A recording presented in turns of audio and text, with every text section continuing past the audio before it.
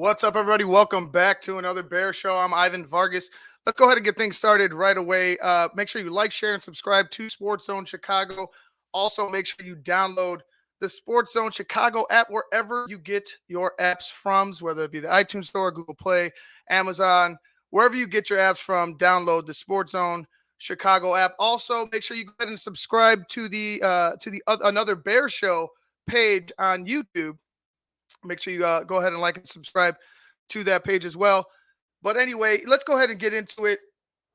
Bears just keep seeming to make moves that some people, what's up, Russell? Some people deem these moves as just dumb or I don't know, maybe not ballsy enough. Some people are questioning whether Ryan Poles is qualified, and it's only been maybe 2 months into his regime here at as a Chicago Bear.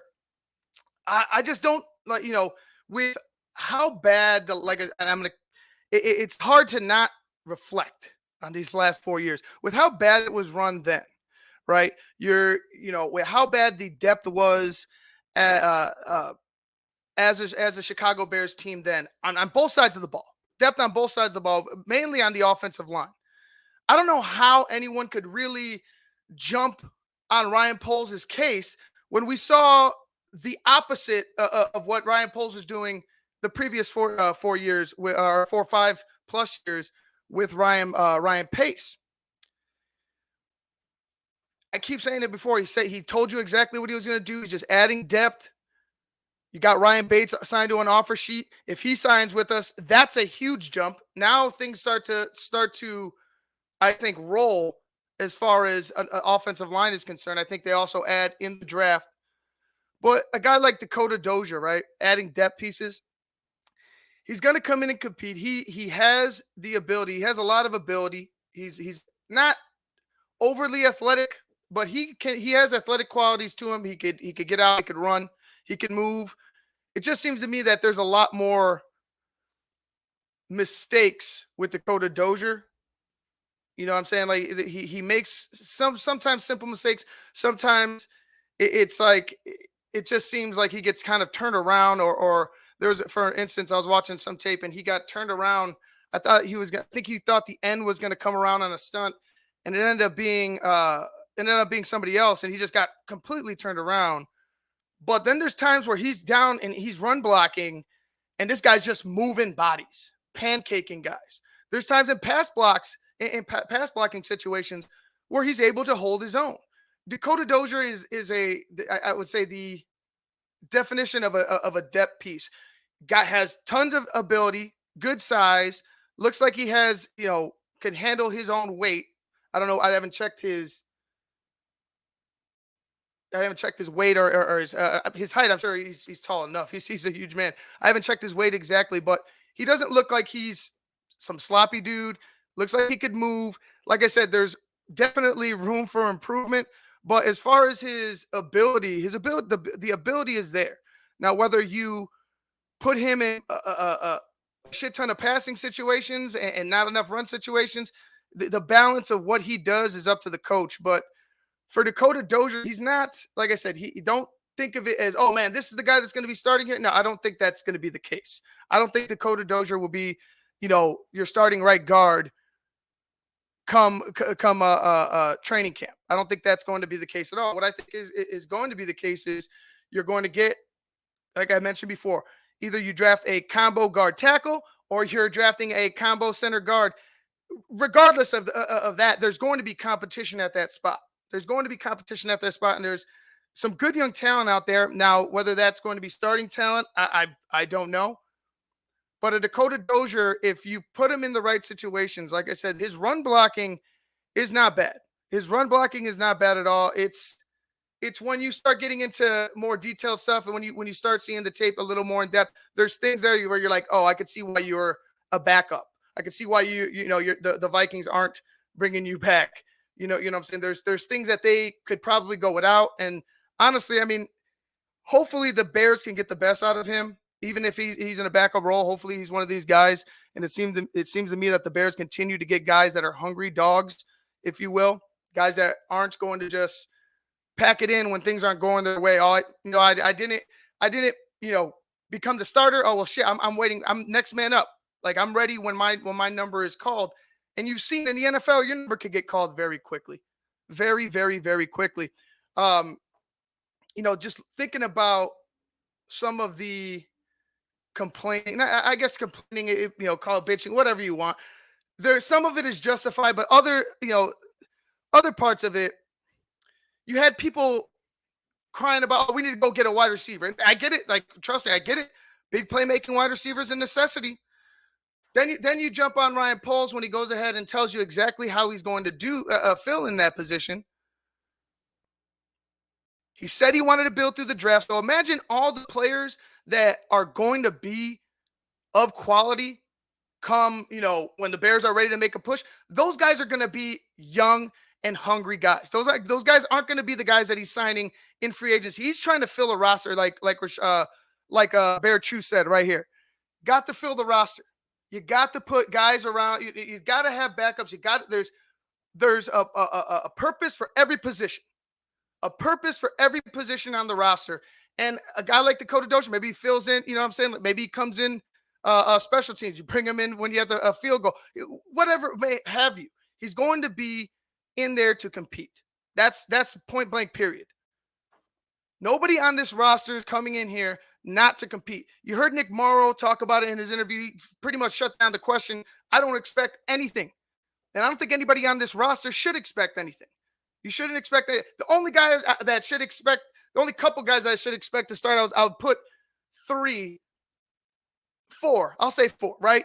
Your middle linebacker, 5. We'll call 5. Middle linebacker, Robert Quinn, David Montgomery, Justin Fields, and Darnell Mooney, because, well, there's nobody else I would feel comfortable, even though I like who Byron Pringle is. Nobody I feel comfortable putting out there right now and even Darnell is kind of like, he's a great number 2. I know that he could definitely be an awesome number 2 on a really good team. And if this team finds a big time playmaker to put next to him, maybe he just does it with us. But as of right now, those are the only guys that I would say, even then you still have to fight, because they're willing to move Khalil Mack. Eddie Jackson, does Eddie Jackson, find a new home? I don't know. There's still a lot of time. There's still a lot of time with this offseason. There's still a lot of time before the draft for things to maybe change and maybe stay the same. But for me, the worry and the negativity, I just feel like it's from people who want the fucking instant gratification, who didn't like whether you were covering for the last regime or you were making excuses for them or whatnot. The guy told you what was wrong with the team. He's doing it his way. You wanted him to do it his way, right? You wanted, what I'm saying? For the most part, I don't think anybody else is involved with football activities as of right now. I think it's Ryan Poles and his head coach, along with his assistant, Ian Cunningham. I think that's what's going on here, because these things aren't things the Bears typically do. The Bears typically hold on to guys for too long. You know what I'm saying? Danny Trevathan is a perfect example of holding on to guys for too long. You know what I'm saying? Because we love the guy. He had great character, and that's all good and stuff. But when you're trying to run a business and you're trying to run a football team, you could screw yourself out of a lot in the future by going ahead and hedging your bets right now on something that may or may not even help you. That's why Khalil Mack is gone. And then, like I said, you had people complaining about Khalil Mack. Don't trust me. I know about complaining about a football team. All right. Look at you've all watched me.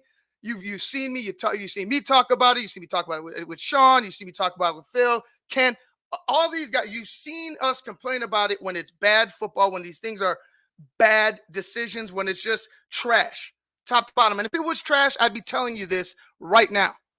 All right. But when you look at it when you look at it as, what did you have really? What did you have really? Did you believe James Daniels makes a difference? I think what's more important to them is flipping the culture, like Bear True said, flipping the culture. You went from a complacent culture, it sounded, and it was a culture in disguise, because BU says one thing, but it really means another, right? It became where players are being selfish. It became where you were hearing about your head coach, who allowed your quarterback, you allowed a quarterback to be thrown under the bus. I'm talking about number 10. You then, as soon as he gets fired, you start to hear all the truths. You start to hear all the all the veils start to get pulled back from who Matt Nagy was and how things were being run over here. And to think that people are upset about what's going on now, if you think the Bears are going to go ahead and make some type of a run next year, I think you're living in the clouds.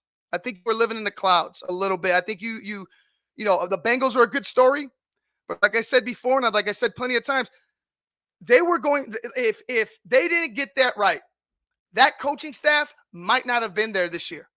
If they were an 8-8 team, if they were was it 8-9 now? Yeah, 8-9. Now. If they were 8-9 team, right? If they were not the Bengals that they were, I don't think this coaching staff lives. Right? So you're talking about a 4-year, time frame that the Bengals had, right? And they had to get lucky. They had to get Joe Burrow. They had a lot of things changed, and a lot of things changed with them. AJ Green gone. There's a lot of turnover with the Bengals in those 4 years. Why wouldn't you think that would be the case here? Like, I would understand it if the Bears were in the playoffs, maybe divisional round, boom, and you were going to take a hit on some contracts, and you were going to, and some guys were going to walk, and you knew that, and you end up, you were here with a head coach, and if Nagy got them to back-to-back playoff or further in, then I think that you're looking at it like, okay, the Bears are just, a hop, skip, and a jump away from getting to the NFC Championship game. That's not the case. You could the team fell apart, right? The team fell apart. The attitudes fell apart. And on top of that, you had this regime watching older games, watching games from last year, watching previous games of this roster. We saw all the bad of them. Why wouldn't they have? Why wouldn't they have more extensively than just the average fan? They probably saw things that we couldn't pick up. They're probably picking it up on the all 22. I know guys that my tape heads are all deep into all the all 22. It's a great thing.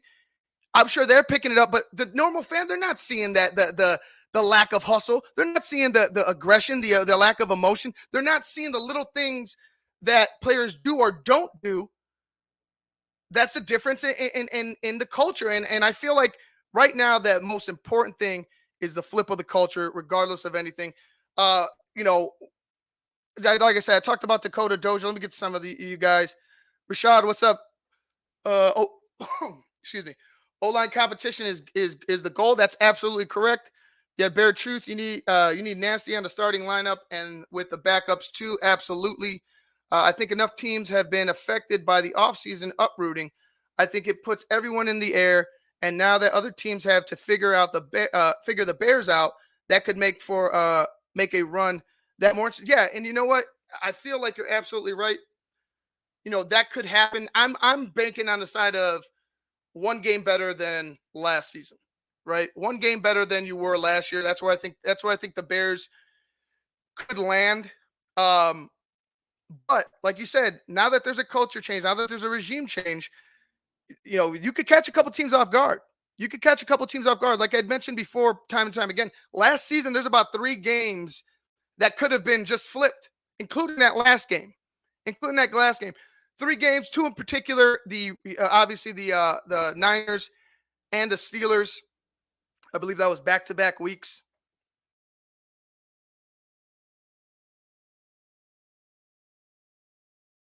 Back-to-back weeks last season. 2 games that could have been won. 2 games that were just 2 games that were hard fought. 2 games that you thought Justin Fields was going to take a next step. You saw it. You saw it was 2 games where you saw the flash of Justin Fields. 2 games where you could see where Justin Fields was. I could see where the Bears could have maybe make a run, but I'm banking on more of them focusing on competition, them focusing on who wants to be here and who doesn't want to be here, them building a culture, them building leaders. And then now that, this first group of young players in the draft, they're going to be the foundation for the future, right? The guys that they're picking up now, They're picking up veterans who aren't going to go ahead and quit, aren't going to go ahead and consistent veterans who hold themselves to a high standard and won't go ahead and lay down on you. The youth movement is real. I don't think that he's going to do anything outlandish. Like I said before, a big play wide receiver, then possibly a cornerback, because I know they need one, and I'm sure they're going to want one young. And then you go offensive line again. Like I said, looking for a tackle guard combo. You go offensive line. And then after that, maybe another wide receiver. Then after that, I would say after the first 3 picks, like my first 3 picks for me are set. You know what I mean? I'm going to have a mock draft here soon. I just wanted to get a little closer to the draft. I didn't want to do one so far out. But my first 3 are almost locked, and it could be in a different order. But for me, it's wide receiver, corner, and then you go O lineman. And if you didn't get the corner you like and you go O lineman second, then you go find a corner with the next pick. But you got to go, and I think those 3, and I think those 3 have been the top 3 all offseason. I mean, I don't think anything has changed. Even with Khalil Mack being gone, you still have Robert Quinn. You were able to keep Roquan around and add somebody that has versatility, and Nick Morrow, speed and versatility. Smart dude. Lives in the playbook. He talked about it when he was an undrafted rookie. Had no clue about the playbook, and then he just sat there religiously and buried himself in there. Said he learned stood after and just ran through a play a day or 2 plays. You know, what was it, before practice or after practice? He was just a diligent student of the game and was able to turn himself into a good middle linebacker for the Raiders. And hopefully, you know, after this injury, he bounced back and does it with the Bears. But, you know, it just seems to me that would be the obvious 3. After that, the best player available. But I would also, you know, keep in mind that adding another wide receiver wouldn't hurt. And, you know, we always talk about it. Adding another offensive lineman, it would make me happy as well, even with some of the additions in this offseason. Now let's talk about Ryan Bates, because Ryan Bates was signed to an offer sheet. And, you know, I'm just nervous right now. Like, I don't think the Bills are going to want to make a big push. But then again, I wouldn't be surprised. Ryan Bates is a very, very talented dude. Very, very talented guard. I'm going to play a clip here that I found I was looking for. And it's actually Berlissimo on Berlissimo's YouTube page. If you guys want to go ahead and like and subscribe there. Yeah, he just put up, I guess it was just put up couple days ago on the 21st, actually. So this was Ryan Bates. If I could get it. And like I said, the Bills are kind of hamstrung with money right now. I think they would be one of those teams probably looking to add an offensive lineman in the draft. Share screen. But a guy like Ryan Bates, if you add him and then you get younger, then you start to see the building blocks of what could be and what the Bears really want to do come next season. I'm going to pull a full screen. He's going to be moving around. He's number 71. Sometimes he bounces over to left guard, but mainly he's over here on the right in this clip. And he does a good job. He's very athletic. Like, right, you know, you're going to see one where he chips, I believe it was Udon, and then comes back. I think this might be the play right here. Chips, and then he gets over there. If you want to, let me go ahead and replay it. If I could get off of this screen, geez. So he chips, and he gets back over on Udon. Where is it at? But you can see his athleticism. I don't have this one cut up or anything like that. Sorry, guys, but I just found it right now. I didn't know anybody had any type of clips on him. But a very athletic dude. I think this is going to be it right here. Watch 71. Pick him up. And then you see that linebacker coming back around. He's able to go ahead and double team on that nose guard and get over and force that guy out. Because now if you let that guy free, you're going to have trouble with the center, because the center's going to have to either pick up make a choice. Do I pick up that guy coming around the edge, or do I pick up this guy, or continue to make my block and possibly allow my quarterback to get sacked either way? But he's very athletic, could get out, could run, very angry type of a player. He's not your typical type of he's not. I wouldn't say he's James Daniels. He looks more athletic than James Daniels, even though James Daniels was a mauler.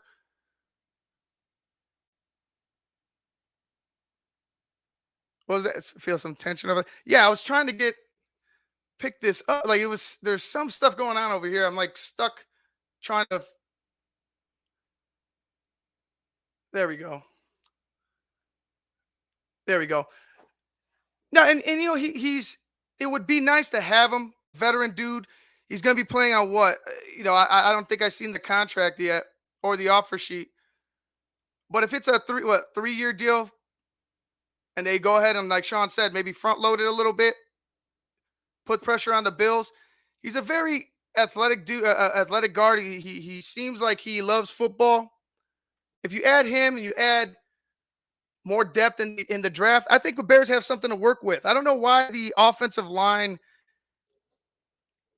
as of right now, is like one of the worst. It seems like people think it's like the worst thing that the Bears could have done is go ahead and trade James Daniels and try to go ahead and find some guys that can do the same job. Like Ryan Bates doesn't look like he's some type of a bum.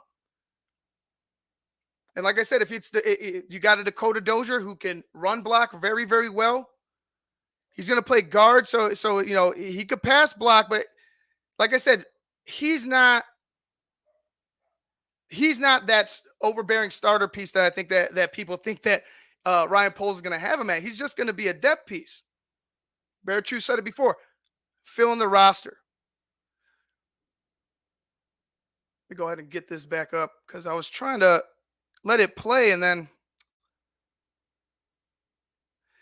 he's going to fill out the roster. Here we go. But if you go ahead and add it, like I said, if you go ahead and look at it for what it is, they're going to draft a wide receiver, whether it be, who Christian Watson, whether it be a Treylon Burks if he falls. And if a Treylon Burks falls, I would be in love. But they're going to draft a playmaker. Allow him to at least have to the draft before we start condemning him as some type of a bust of a GM. Let's see what Bear Truth has. Pole's picking up guys with upside, absolutely, but it looks like he believes or is putting a emphasis on coaches coaching these players up. Yeah, I mean, that's the players play, right? The players are on the field, right? But when you're able to find coaches who know what they're doing, able to find coaches who believe in their players, you heard Eberflus. Getsy seems like a guy who is invested in his players. I haven't heard any players, talk negative about Luke Getsy. You heard Lucas Patrick talk positive about Luke Getsy, right? So you're looking at these guys to be coached up. You're looking at these guys to continue to be who they are, continue to fight. And then maybe with the proper coaching, maybe with, putting you in the right place, you find some success. But for the most part, I feel like the Chicago Bears have been doing exactly the job they told you they were going to do.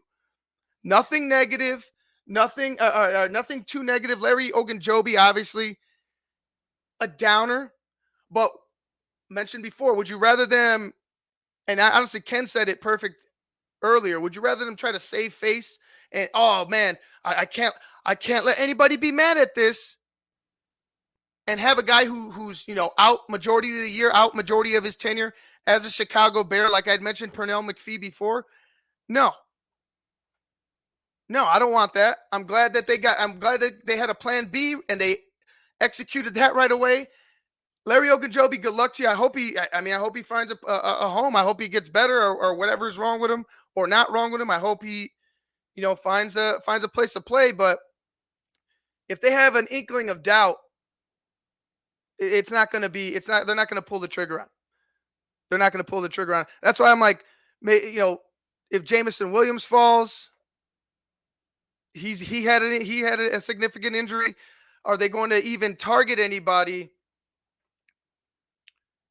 with with any type of leg, if the upside is there, will they target a guy like a Jamison Williams? If they think that he's going to heal and their doctors are a-okay with him, are they going to take a shot at it? Let's see what Russell says. I predict they're going to get a tight end in the third. Poles is going to find his Travis Kelsey. Okay. All right. Maybe, yeah, maybe they're not big believers in Cole Kmet. Maybe Cole Kmet ends up being a depth piece. A tight end would be nice. Playmaker. He talked about playmakers. Bear Truth got the Bear Truth's taking that down, Russell. So you got somebody looking forward to that. I'm down with getting as many playmakers as you can. Just don't lose emphasis on what I said before. Make sure you're adding an O lineman or two if you can. If what do we have? 6 picks now? 2 in a second, 5, 6. Was it 3, 5, 6? 2 in a second, 3, 5, 6.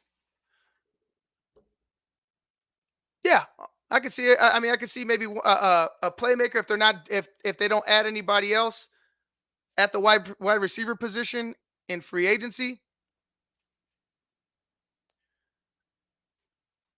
And if they do, maybe if they do end up adding another guy, maybe it's just one wide receiver. But a tight end would be nice. A tight end, a versatile tight end would be very, very nice. Like you said, is Travis Kelsey somebody who he could trust? I was hoping Cole Kmet could be that guy. And to be honest with you, Cole Kmet's a young player. There's so many times where I'm like, man, there's flashes with this guy. There's flashes with Darnell. There's flashes with the entire fucking team, right? And then you're like, all right, that's right. They're not being run right. That's right. This guy's at the helm. I just, I look at it with different coaching, like Bear Truth was saying, different coaching, a different atmosphere, different mentality. I think you start to see the best of the Chicago Bears. You start to feel good about them again. I think it was Ken also this morning when the guys are doing a full house backfield. He said about like week 10, right? You have some growing pains maybe in those first 2 months. Guys getting acclimated, guys getting used to having to play at 110%. You get used to the coaches, you get used to the coaching, you find out what the expectations are, in the ball game right there and then. You find out what's going on. You start to see the separation between, guys that are maybe not going to be playing here next year and guys that will be playing here and in the future. The best player will be playing. I could believe that. I could believe that. The best player will be playing regardless. And if you're not able to hold your own even throughout the season, you could expect some changes to be made as well. I don't think any of the undrafted guys, I don't think any of the practice squad guys, I don't think anybody,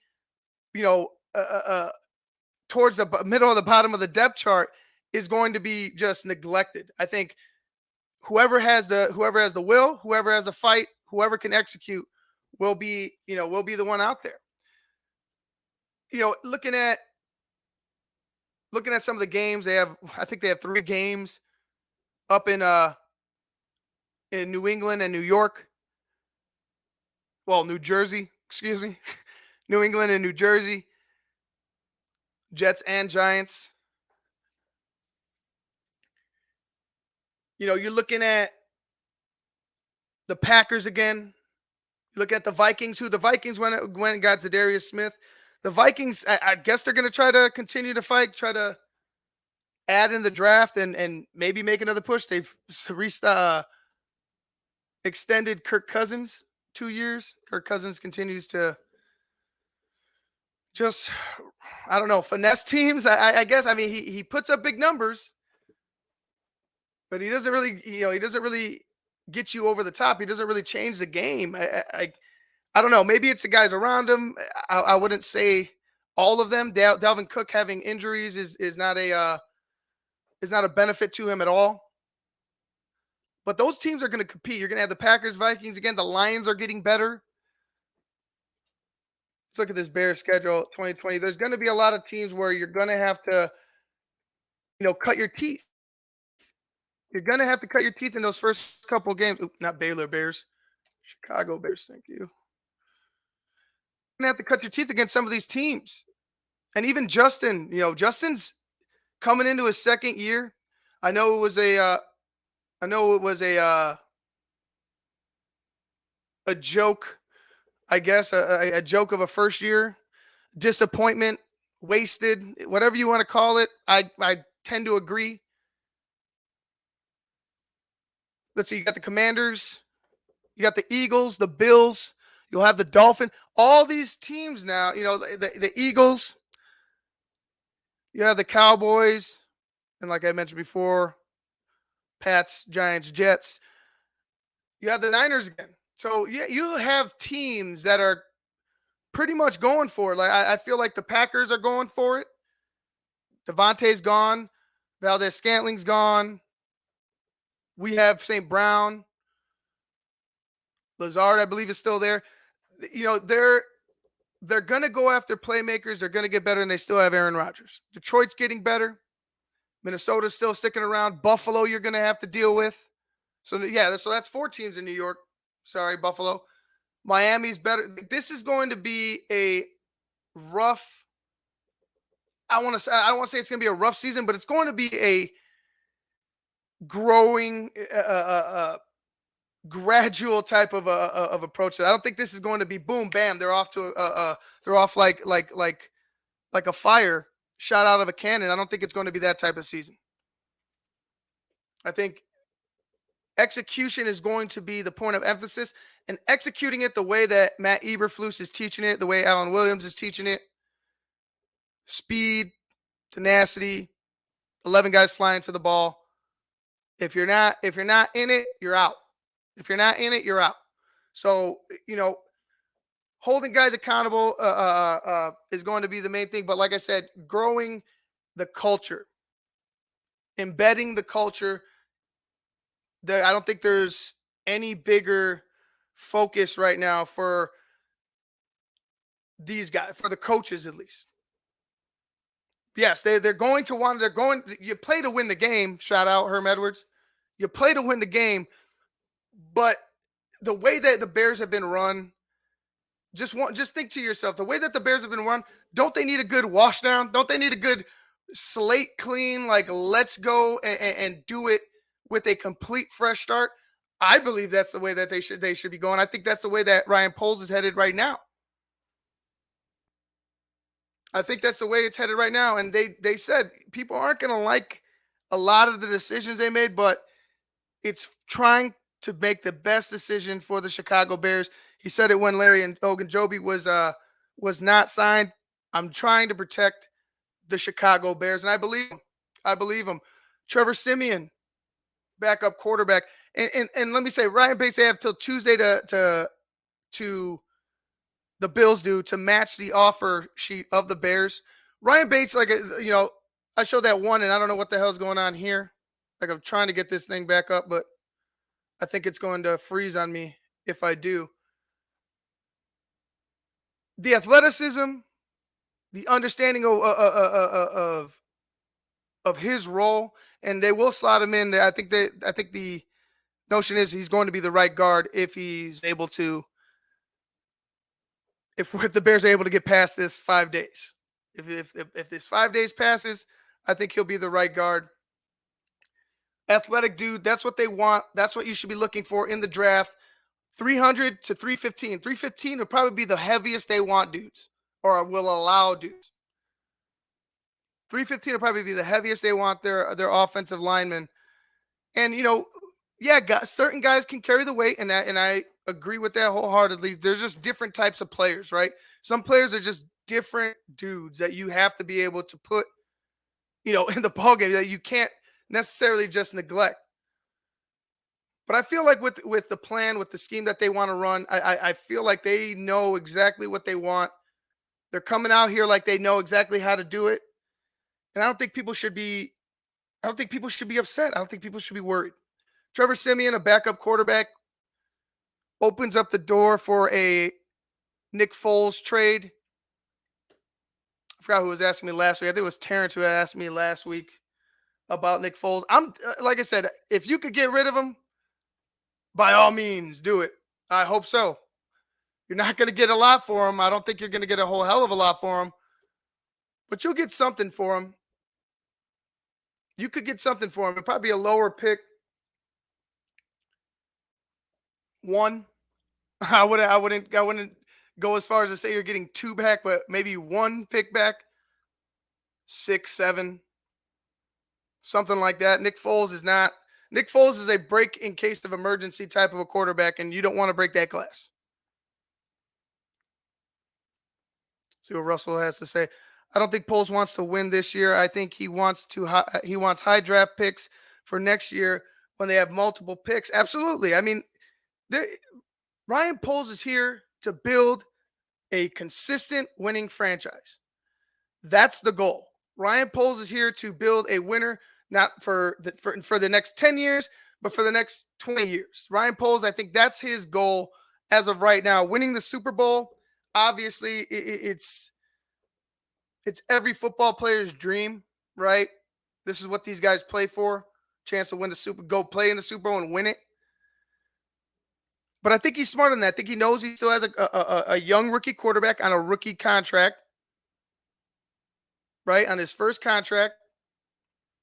He knows if this guy goes ahead and balls out, he's going to have to pay said guy, and he'd rather do it. I feel like Ryan Poles would rather do it sooner rather than later. So you make certain moves like this. You make certain moves not to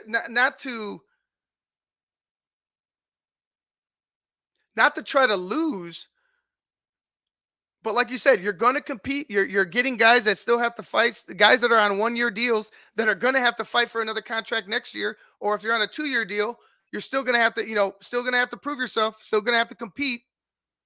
They're going to be drafting younger guys, so it's not like any of these guys that they're signing are they're going to have to be married to for very long. And like Russell said, they'll have all their picks next year. They'll have money. Hopefully there's a change in the culture, and you see a Bears team, maybe like Ken said, after week 10, boom, now the Bears are off and running. Maybe the Bears go finish above 500. Maybe they go what did we got? 10, 8, 7. Let's say they go 5-2, right? Let's say they go 5-2 in the back end. 5-2 in the back end. They had 4 wins in the first 10 games, right? Maybe 4 wins, or maybe they're even, and maybe they make a run, or maybe, you know what I'm saying? Maybe they just show the NFL that the Chicago Bears are taking a step. Show the NFL that the Chicago Bears culture has changed. Start to show teams, all right, now we're gonna have to play the Bears a little bit differently. Now we're really gonna have to focus our attention on the Chicago Bears because of the attitude, because of the fight. And I'm sure the playbook will be, slowly opened up, but it will be opened up. They're going to lead with the run by all counts. They're going to lead with the run. Set that up for Justin in the play action game. And then after that, you have an athletic quarterback in Justin Fields who could make plays. He's going to be able to make plays. You're going to see Justin rolling out. You're going to see Justin in open space. You're going to see Justin getting the ball downfield, but it's all going to stem from that run game. It's all going to start at the point of attack with the offensive line and getting them going downhill. Sean's mentioned it plenty of times. When you get those offensive linemen lathered up, when you get them hungry and you get them angry and you get them going downhill, the passing game opens up. It becomes that much easier, right? That DN's worried about you barreling down on him, and then boom, you know what I'm saying? Maybe he doesn't have that much of a jump, or you've been wearing on him so much, maybe he just doesn't have the gas to continue in pass rush because you've been getting on him in the run. Weighing on guys, continuing to put the pressure on them in that run game opens up a litany of possibilities for Justin Fields in the pass game. I feel like, Ryan Poles as far as the roster construction, trying to juggle the cap, trying to set up things for the future that the Bears didn't have set. None of these things were set in the past four. It was like after 18, every year after that was like, all right, well, we got to win the Super Bowl. Well, it's got to be a Super Bowl year. Like it's a Super Bowl. I'm telling you, 19, 20, even 20, 21. I was like, obviously we were done. The beginning of 20. And I know we had the pandemic and everything, but football was playing. You still had a little bit of hope, like maybe they could figure it out. Maybe, right? Maybe. No, it wasn't the case. It wasn't the case. You can't have that mentality anymore. That era is done. That time is done. Ryan Poles is looking for the future. Ryan Poles is constructing the roster to set it up for such for such a plan to work. I believe the draft is going to be his biggest friend this year and especially next year. You're going to have a lot of money next year, so maybe you go ahead and add somebody else. I know DK Metcalf will be a free agent next season. DK's a huge Bears fan. Dad played for the Bears. Can DK Metcalf be a guy that the Bears throw money at and bring in for Justin Fields, for the future? He's young as well. What would he be in 2, 3 years or 4 years after next season? You add a big playmaker like that. Now we're talking. Now we're talking about something different. Now we're talking about, all right, Bears need to compete. Like the Bears are, you would expect the Bears in the playoffs. This year is if the Bears get to the playoffs, if the Bears end up being a wild card,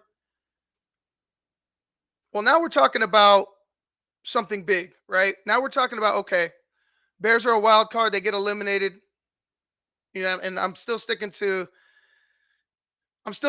about 7, 8 games, maybe. But who was it? Russell forgot who said it. Was talking about how teams weren't going to be ready, or teams wouldn't be as prepared for the Bears because it'll be a new regime. Maybe you get some luck, right? Maybe you should get some luck, beat some teams that you probably shouldn't have beat, and you find you sneak your way into the playoff. Other teams have to play too, right? Other teams have to execute too, and it's not every week against the Chicago Bears. So maybe you find some luck. But Trevor, let me go ahead and finish what I thought on Trevor Siemian, because I kind of just went off a little bit. Trevor Siemian, he's not a flashy guy. Was able to do some good things with the Saints. Journeyman quarterback. I think he was the Broncos, Jets. Was he with the Dolphins? I don't believe he was with the Dolphins. I just had him. Trevor Siemian.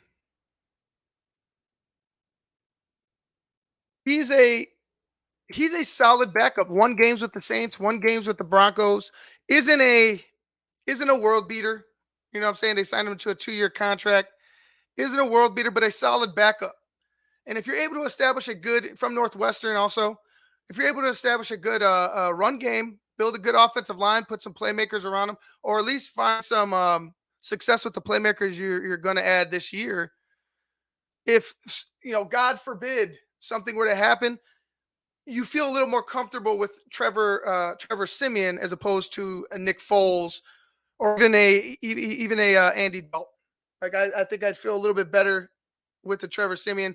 Andy's not, maybe not so much Andy. Maybe I would have been okay with Andy, but Trevor Siemian's a decent quarterback, a decent backup. Like I said, if something were to happen, you can win with the Trevor Siemian. He might not win many games for you, but you can win with the Trevor Siemian with a good defense and a solid running game. Looking at next season, I'm going to go ahead and go back to this schedule real quick. Miami better. Miami will be at Soldier Field. So will Buffalo. The Niners will be at Soldier Field. The Eagles will be at Soldier Field, and so will the Commanders. Eagles and Commanders, I mean, they're two teams that are, well, the Commanders are just, I don't know what to expect with the Commanders. I was hoping I wish Ron Rivera the best of luck, but good luck, Carson Wentz. That's all I got to say. It's pretty much all I got to say about them. The Eagles, I like Jalen Hurts. I think Jalen Hurts given a bad rep. You know what I mean? The Eagles seem to like Jalen Hurts. I think them adding a couple more playmakers, maybe they add somebody else in the draft. I think it's going to benefit him. You know, continuing to run the football. I think the Eagles are a contending team. Eagles are a contending team. So you might have some trouble there. You know what I'm saying? A lot of inexperience at the quarterback position still. You're gonna have to fight a tough Eagles team, and they're looking to make a name for themselves as well. And then, like I mentioned before, the Dolphins, they come into town. Dolphins are not the Dolphins you saw last year by any stretch. Adding Tyreek Hill, changing the coach, just all this stuff that they went through, and then now you have this, and the Dolphins also have draft picks to make, and you're just sitting there like, man, they could. I mean, they don't have as many as they did, but they could still go ahead and add a couple more players because there's a lot of talent in this draft, right? Especially at wide receiver, offensive line, defense. I feel like defense is a little deeper, especially at linebacker. And people think secondary is good. I feel like the Dolphins could still add to their roster. It's all up to Tua though. It's all going to be up to Tua. Okay, is he going to be able to hit his wide receivers? Is that line going to get him? And they got Terrence Armstead, so he's going to be blocked for. Teron Armstead, excuse me. He's going to be blocked for. Is he good? Can he deliver the ball on time and on target to his wide receivers? That'll be a big question, but it's going to be a big test for the Chicago Bears. Their defense is solid. Defense of the Dolphins, I really don't have anything negative to say. It's just putting up points on offense, being consistent on offense for them. Sounds like the Bears. Sounds like the Bears a little bit. But I think we have a little bit better of a playmaker at quarterback than the Dolphins. If Justin could take the next step, if that line could become a unit, be solid. I don't want to put too much on them. Like be the best line in the league. I think if you could be a solid unit, that upper tier, upper half of the NFL and blocking, I think the Bears have a shot to make some noise, not big time playoff noise, but scrap, and that's all you could ask for with this team. That's all you could ask for moving forward. You get into year 2, year 3. Now we start saying, all right, are we competing? What's going on? Who are we bringing in? Who's going out? Then you start asking questions about what's going on. But as of right now, moving forward with this season, I feel like look for the consistency and growth, right? Look for the consistency and look for the growth in your offensive line, in your playmakers, and especially in your quarterback. I think the defense will be